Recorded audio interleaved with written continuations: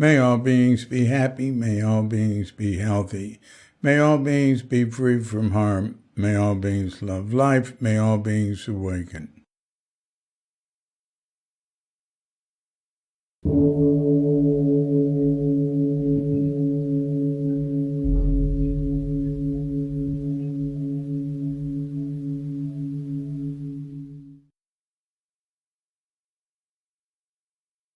Welcome to another Cuke Audio podcast. I'm DC Puba of Cuke Audio and Cuke Archives, preserving the legacy of Shunryu Suzuki and those whose paths crossed his. And anything else that comes to mind. I pray that you and yours are safe and comfortable, free from economic hardship, and able to get out and do whatever it is you want within the limitations of the universal precept of do as little harm as possible. Today we have the 11th podcast with pieces from Tassajara Stories, a work in progress. So there's three of them: Kobun, Ed, and Fred and Linda. So they're about people. So we'll get right into that as soon as we've had our pause to meditate. So when you hear the bell, feel free to hit pause and meditate, or whatever you call it, for as long as you wish. And when you are finished, hit unpause. We'll hit the bell to end the meditation, or whatever you call it, and we'll get right into reading more Tassajara Stories.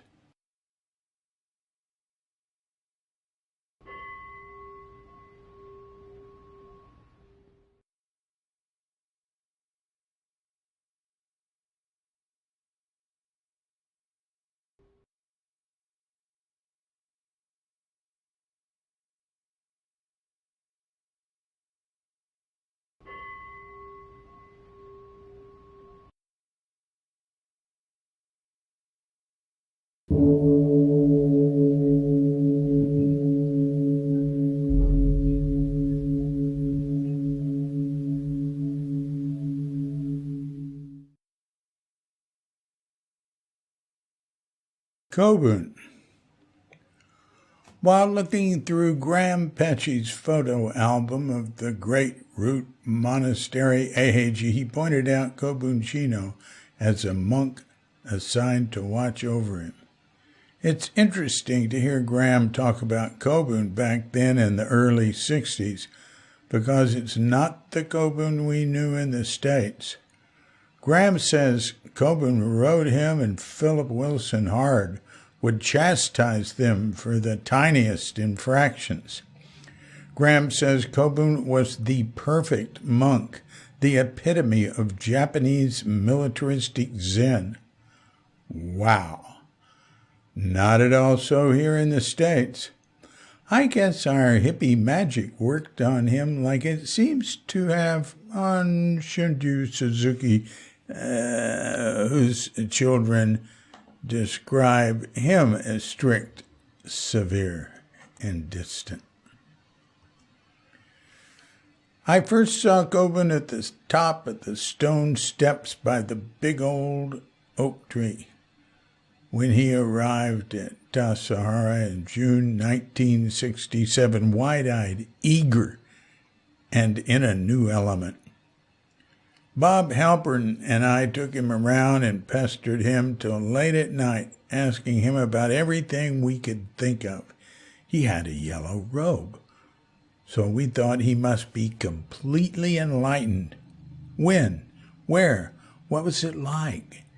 He told us of sitting alone reading poetry, then walking in moonglow in his master's garden and disappearing into a subtle light.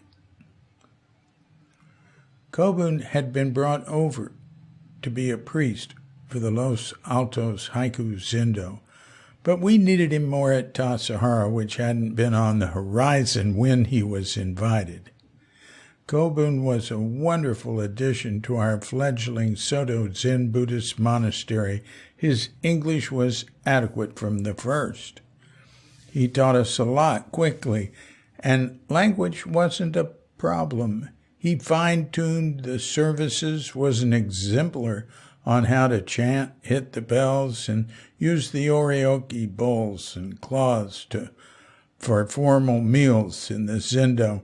He taught us a great deal about what the words meant of the chants, objects, monastic positions. There's tons of technique and artistry and all that stuff, and one can never get it all down, but he got us deeper into it. He trained us in form, yet he was informal and asked us to call him just Kobun. Kobun Chino and Shunryu Suzuki's cabins were appointed with tatami mats. I hardly knew how to use a saw, but with Paul Disco as an advisor, I quickly made each of them a low desk to use while sitting on the floor. Kobun was most grateful and offered a sumi painting in return. I expected him to create it on the table, but he did it on the tatami, which he protected with newspaper. He kept going till finally one was selected. A year before, I'd been a stoned hippie in the hate, and now I was sitting in a Zen monk's cabin drinking the special green tea he'd brought from Japan as he hypnotized me with a brush. I brought him a letter I'd written my sister. He said if he sent something that messy to his brother, it would go unread into the wastebasket. Later, I would spend many hours studying the kanji in our chants, and he was always available to explain the shades of meaning. Kobun liked to work in the kitchen. He taught us how to make traditional Japanese daikon pickles and pickled cabbage. I found it curious. He thought white noodles were healthy. Driving him in from town, he asked me to stop near the top of Chew's Ridge so he could pick ferns to cook for a unique day-off dinner side dish.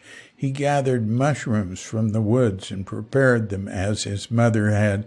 They were sumptuous, though some of us were nervous that he might be poisoning us.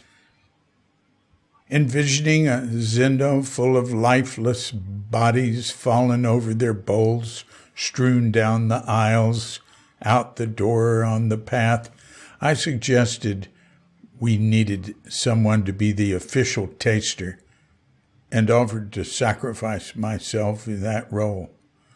Others, I guess, who knew more about fungi identification were not worried, and they were right. Tassajara was not strewn with corpses after the meal. He brought with him a bit of magic and animism from the old country. He talked of spirits, and when we laughed, he asked then, why were we afraid to walk in a graveyard? Driving him out of Tassajara another time, he had me stop to move a dead rabbit off the road. He gently placed it on an embankment, covered it with leaves, and said, or else he cannot become Buddha. He extolled the virtues of an occasional cigarette, which gave me the opportunity to join him. Soon after his arrival in the city, at the kitchen table with Suzuki, Bob Halpern pulled out a pack of Camel non-filters and offered one to Kobun, who accepted till Suzuki said, no, Kobun Chino doesn't smoke. He liked to go for hikes in the woods in his samue, monk's work clothes. He inspected a raspy, tubed grass and said it was akin to a plant used in ancient Japan as sandpaper. I taught him to keep an eye out for poison oak and warned of rattlesnakes, treated him to a small top yerba santa leaf for the sweetness and calm feeling, pointed out a century plant bloom rising into the sky, and together we ate the crunchy flower buds. He didn't know how to swim and sat on the side as we showed off diving and jumping into the pool. We ignored his pleas, leaping off the side of the cliff from a high point, barely clearing the granite ledge below. I drove him to Monterey for day trips to and from San Francisco and would spend as much time as possible introducing him to friends, beaches, restaurants, and sights along the way. When he'd arrived, he'd been driven straight to the Zen Center, then straight to Tassajara. Nobody had shown him anything. Peter Sellers in the party brought us to tears laughing. He kept slapping my thigh to share his delight. Got him in 6 hours later than expected at Tassajara, and the head monk, Richard Baker, said he felt sometimes he couldn't trust me. I said, that's okay. Kobun can. When outside of Tassajara, Kobun would accept a drink, and in time, a hit off a joint. I couldn't get him to wear a seatbelt till one day I had to slam on the brakes in the freeway, smashing him into the dashboard. He quickly buckled up after that. He was patient and understanding of our foolishness. Serving soup in the Zendo one lunch in the first practice period, there were so many people we had to fill the 4 large steaming tureens to the top. Suzuki and Kobun were served first, holding the heavy pot high. I walked down the aisle, clumsily placing it before Kobun with a thump as a tidal wave of sizzling soup sloshed out onto his lap, drenching his sacred okesa and surely burning his body under the cloth. He didn't flinch.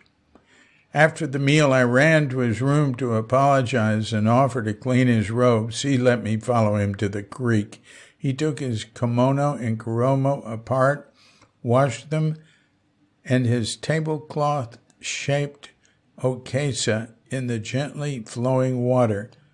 They were dry in a few hot summer hours, and he sewed them back together with long-running stitches. Sometimes he'd get exasperated with me. I had been insisting that I speak with guest teacher Tatsugami, who told Kobun to correct me about how to get up from sitting in seiza. You have no mind for teaching, he finally yelled at me when I wouldn't listen to him. That hit me so heavy I went off and cried. He spoke very slowly, with pauses between his words at times, especially in lectures. His voice tended to tremble. I suggested to Wako Kato, an early Sokoji priest, that maybe Kobun's halting speech had something to do with him wanting to make sure his English was correct. Kato said, no, he speaks Japanese the same. It makes me want to beat him up. Like all the Japanese priests, Kobun would sometimes sleep in zazen, but he loved his private time, and his cabin light would shine so late he'd be exceptionally sleepy the next day. Once during the guest season, as he gave a lecture to students and a number of guests sitting in chairs, he spoke slowly, softly, long spaces between words, then a longer space till his head dropped and in a moment drool slid from his open mouth, finally waking him up when it landed in his mudra. He composed himself and continued the lecture. At first, Kobun had no defenses against exotic temptations he'd never experienced, at least not without the pressures and limitations of his home culture. One student who was away during a winter break was shocked to see his own wife answer the door to Kobun's cabin when he came to pay his respects. Upon returning, he quickly sized up the situation, scooped her up, drove to the city, and went straight to Suzuki. The times were incredibly permissive. The husband didn't hold it against him. Nevertheless, I could see for a while how bad Kobun felt about it. Being from another culture, he couldn't necessarily tell if people were mentally stable or not.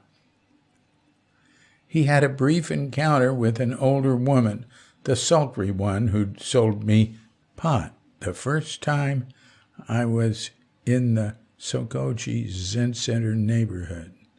She'd been fixated on Suzuki, then Katagiri, then Kobun.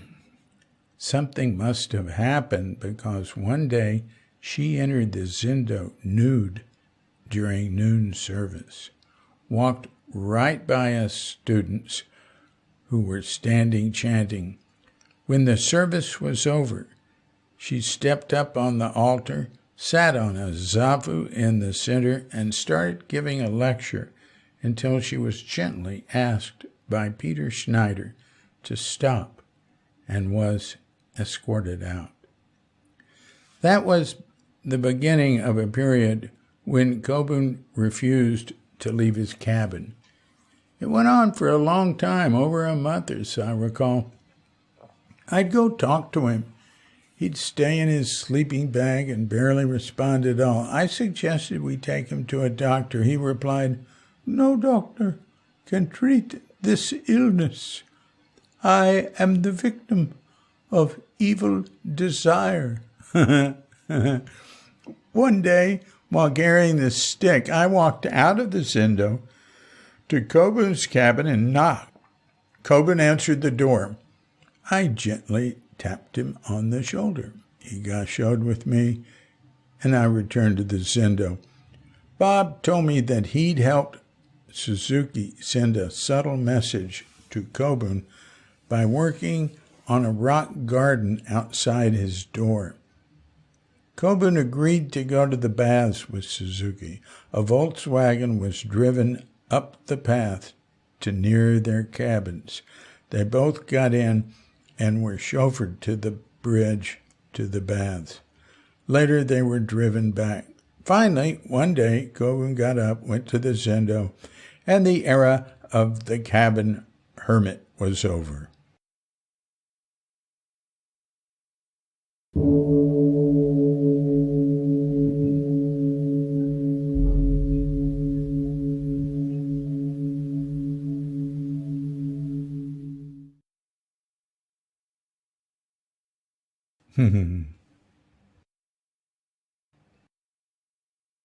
Ed. I was sweeping the dining room deck one day and heard Ed yelling at himself in his room across the small creek. Then he came out of his room and threw some small objects into the creek. I looked down. It was his pipe collection. Later he went down, gathered them, and put them in the trash. I sat next to Ed in the Zendo, and often he would shake when he sat. Sometimes his shaking would increase in magnitude. It got almost violent.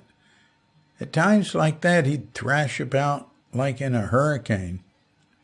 I worried he'd smash his head on the irregular stone wall before us. When Tatsugami saw Ed shaking, he said Ed should sit outside the Zendo so as not to disturb others. The officers wouldn't hear of it. Suzuki and Kobun had the opposite approach, to welcome and thank anything that disturbs one, thus pointing out that one's meditation was not deep enough, sincere enough. Ed didn't let John Steiner bother him. John arrived at Zazen with a guest who wanted to try it out. It's rare to hear any voice coming from that room during Zazen. John was leaning over and quietly giving some instruction in Zazen. Tim Buckley leaned over and looked at John sternly. John didn't notice that and continued. After a couple of minutes, Tim put his hand on John's shoulder and gave him a shush sign with index finger and lips. Just then, Suzuki leaped off the altar, walked swiftly to where Tim and John were sitting, and hit Big Tim on the shoulders hard with his stick multiple times. Tim went back to sitting quietly. Suzuki did too. John wrapped up his Zazen instruction soon after that.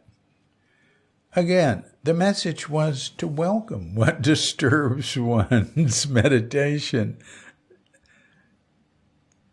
One day in the kitchen, Ed blew up and started yelling at a new, young, shy kitchen worker.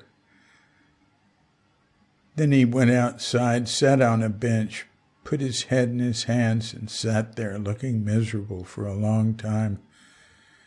Ed told me that his mother had died when he was a little kid, that his father had not been able to care for him and his brother and had put them in an orphanage.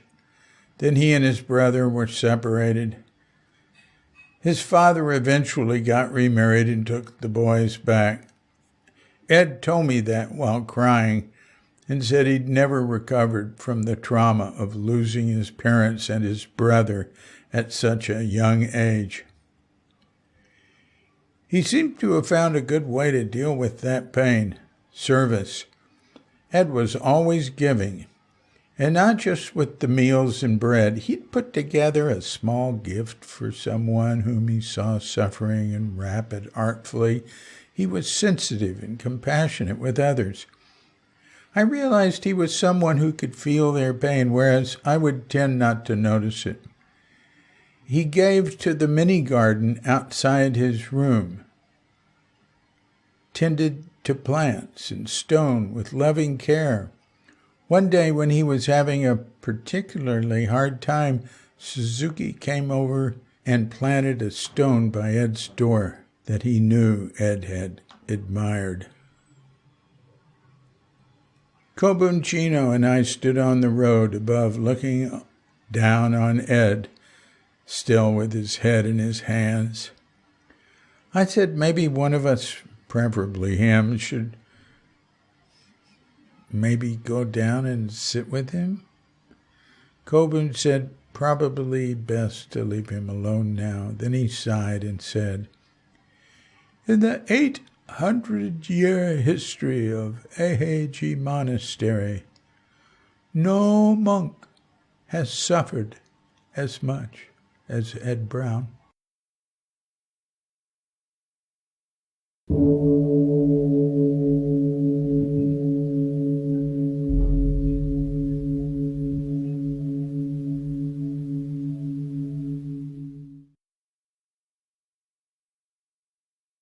Fred and Linda.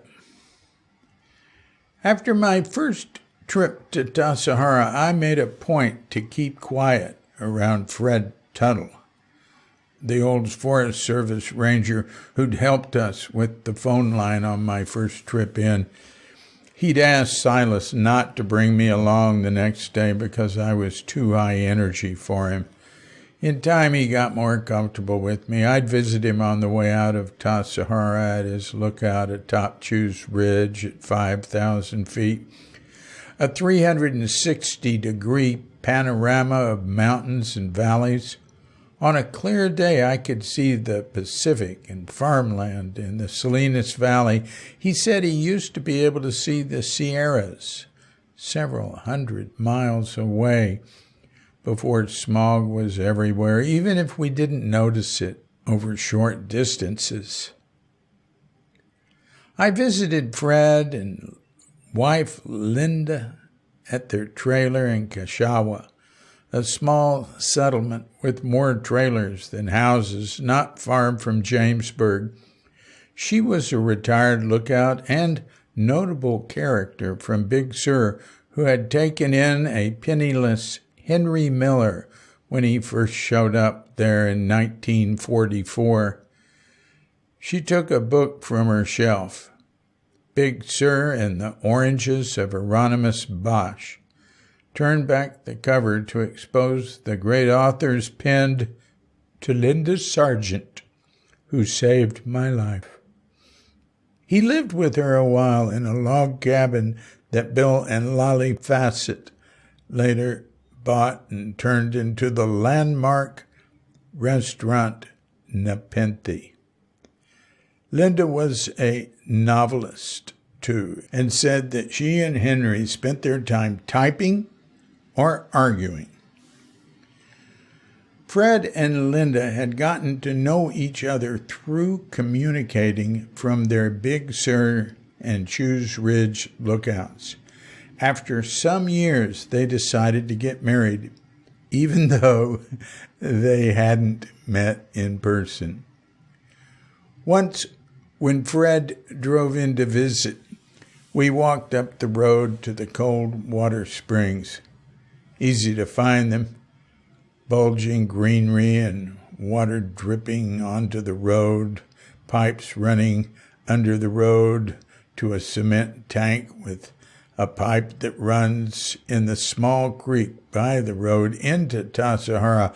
I would question the wisdom of that placement when working on a broken pipe in that creek in freezing winter. Fred said the spring water came from the Sierras, that he could tell because it was so cold. We went uphill to check at the catchments, and he told me to make sure they were clean and uncluttered with debris that might stop the flow, and especially to make sure they're properly screened and that there are no dead rodents that got trapped. Up the road a couple of miles, there was a deep cast iron bathtub that would fill with water coming down the ravine. It had been used in prior times to fill overheating radiators. He told me to keep a branch or piece of rope running out of it so rodents didn't get trapped in there. The rope would disintegrate or the branch break, and we'd find 20 dead mice in it. After some years, a tree fell on it and broke it. And then after some more, a slide obliterated it, so we can no longer identify that spot as the bathtub. Fred said parts of the road used to be paved with asphalt. Said that was before the war, which meant World War II for anyone his age. There was broken up asphalt in places on the side mixed with rock and dirt. He showed me some runs of the bare metal phone line from when the road was one way to the ridge, a crank phone at the top to see if a car was on its way and let the bottom folks know when you're coming down. He said it was first used back when there was still a horse-drawn stagecoach. He said the road wasn't maintained for a few years during the war and washed out, and Tassajara was closed. Fred was pretty old when I met him, maybe my age now, mid-70s. Before he died, Linda had gotten where she didn't recognize him. She spent her last years in a retirement home in Carmel Valley. I visited her there. I don't think it matters if whom you're visiting appears to remember you or not.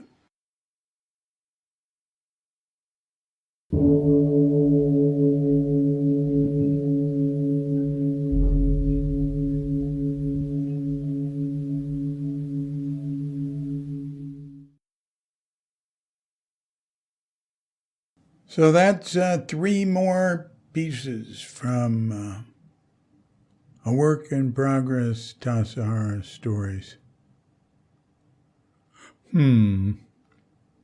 Well, we'll see what comes of all that. Every time I read it, I think, how should this all fit together? What things should be said and not? I've got to, when I get through reading all this, or at some point, I should just focus on it and not do all this other stuff, I guess. I don't think I'll be able to finish it if I don't. But there's various things happening right now, so not at that point yet. Maybe after I finish reading it all, there's quite a bit of it. I think I'd have to read more every week. We'll see. There's I don't know. There's 100 of these. We'll see. All right. Well, this has been a Kook Audio podcast.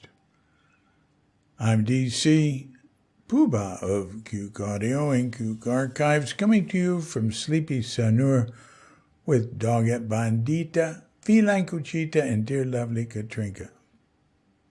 And we're wishing you and yours and all of us a grand awakening.